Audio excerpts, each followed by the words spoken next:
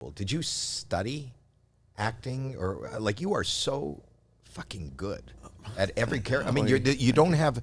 There's not a Bryan Cranston lane. You know, there's a lot of actors that we all love. Which is crazy because I feel like most actors get stuck in one lane. Usually they're known as like one character and they can't really pivot, or like the audience won't let them pivot. And that hasn't been the case for you. It's purposeful because after I left, after Malcolm in the Middle ended its 7-year run, I was offered a couple pilots to play a sweet, silly, goofy dad, and I thought, I just did that for 7 years. It would be, derivative of myself, and so. But that's a hard paycheck to turn down. Oh, I never did it for the money. I don't even know what I make when I work.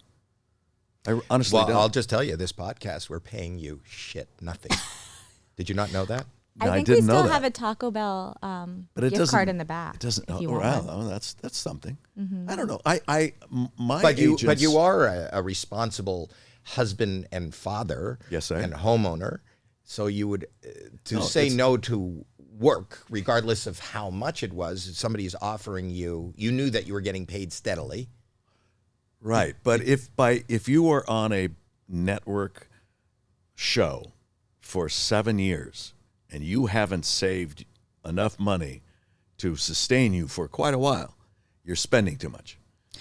You know you're an oddity for doing that. I don't know that I am. Am I? You think? I think most people in our business and in sports and any form of entertainment I don't think we learn enough in this country about economics.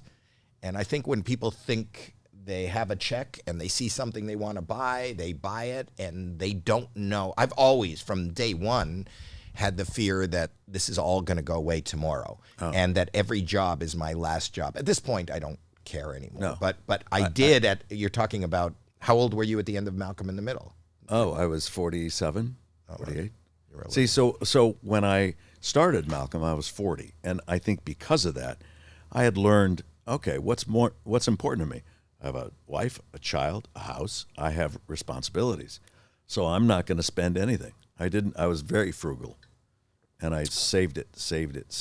I always like that. But I think you don't know that that's an oddity. You don't know that people in their 40s, just anybody outside of the business, they want to buy a house. And they go to their accountant and they say, how much can I afford? Right. Or how much is a mortgage? Or how much? They don't even understand, and they don't teach that in education. And I think more prevalent in our business, where I think people are even more frivolous and less cognizant of, somebody's on a show, they buy a big house, they buy nice cars. I was on St. Elsewhere. I watched the first 2 episodes of St. Elsewhere on a black and white used TV that I had bought. I love that story. It was not a long story, but it was a great story.